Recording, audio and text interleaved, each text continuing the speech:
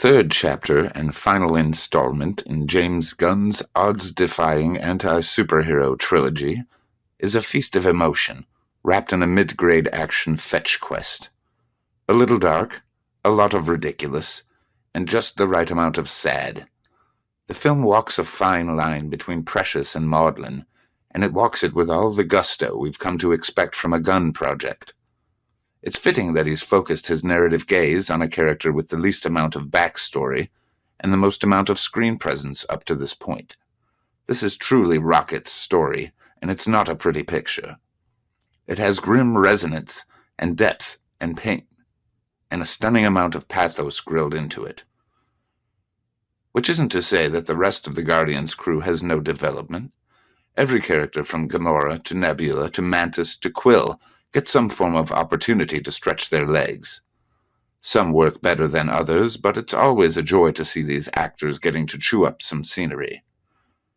The chemistry is still there, and though the jokes come in a little hot, this group is still as charming as ever. So then, why, at the end of all things, am I left with a salty taste in my mouth and a feeling of dissatisfaction in my belly? I can only describe it as wanting more. Maybe I had unrealistic expectations for this final send-off of a film franchise that I'd grown to love so much from out of nowhere. Maybe I'm feeling some semblance of the superhero fatigue that pessimists keep presenting as a legitimate sociological indifference to the stumbling pantheon of Marvel movies that have been speed-dated down our collective cultural throats for the past 15 years. Maybe my standards have changed, or maybe I'm just a different person now. Unable to simply enjoy the ride without overanalyzing, underappreciating, or supersimplifying the limitations of selective engagement that the medium of film has to offer. Or maybe, just perhaps, the film has significant flaws. Perhaps the jokes are a bit more forced this time around. Perhaps some of the world-building comes off as campy rather than productive. Is it possible that Guardians of the Galaxy Volume 3 doesn't live up to the promise of the premise? Is it conceivable that it meanders jarringly between scenes of severe sincerity and doofish inanity? Just open the fucking door. The first item on the docket tonight is the singular F-bomb, dropped in all of the 23 MCU films. It's completely inconsequential, apart from the fact that it can be seen as a psychological signpost. This film is not for children. It has moments of devastating emotional trauma, body horror, and deeply rooted cynicism.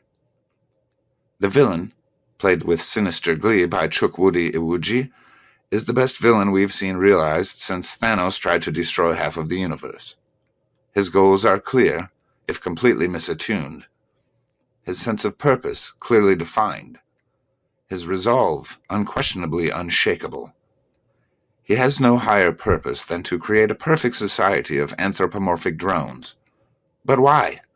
From whence does this questionably specific desire come? It's never explained, and the agency of the villain suffers for it. We're shown the devastating and deranged lengths to which he'll go to achieve his goals, but not the reason that he's undertaking this diabolical plan to begin with. The humor is a bit heavy-handed, with most of the usual tete-a-tete reduced to snarky insult-spewing throughout. Gamora's presence is hand-waved away with a reference to a single line from Endgame. Ultimately, it makes sense, but it still feels clunky, and her character feels included not because of an interesting twist of the results of the snap, but because of the popularity of the character. Her inclusion is actually mercifully well written, and the new dynamic between her and Quill is better than it has any right to be, so I give it a pass. Adam Warlock truly feels like an afterthought, for a character who was, in the original Infinity Gauntlet comic series, the one character with true purpose. In this iteration, he seems like an on-the-day addition to the script that serves little purpose, except to progress the minor plot points at any time the rest of the story runs out of steam. Ultimately, his presence in the Infinity Gauntlet was written out, and instead we got a mind-scramblingly uninspired time heist. Without having that agency as being a character that can travel between dimensions to rend the gauntlet from Thanos' hand, he has little reason for even being in the MCU at all. He's portrayed with all of the panache of a bowling ball by Will Poulter, and has as much charisma as a Special Olympics bronze medal-winning discus thrower. I think what this third entry into the Guardians lexicon is missing most is heart. There is no sacrificial Groot moment. There is no Yondu magical Mary Poppins moment. It has a lot of darkness, but little redemption. In the end, the villain gets his comeuppance, but there is very little cost. The losses are negligible, and the popular character roster is, more or less, the same as when we began. I feel like the film could have benefited from a few absolutes. The final chapter in any great story involves character development through pain and loss. Guardians Volume 3 pulls as many punches as it throws, and the end result is a 50% success ratio of poignancy to emotional pandering. In my opinion, it's the weakest of the three, although still a worthwhile watch, and that bar is pretty fucking high. And Rocket's story is certainly worth the price of admission alone. It's definitely better than 90% of Phase 4 of the MCU.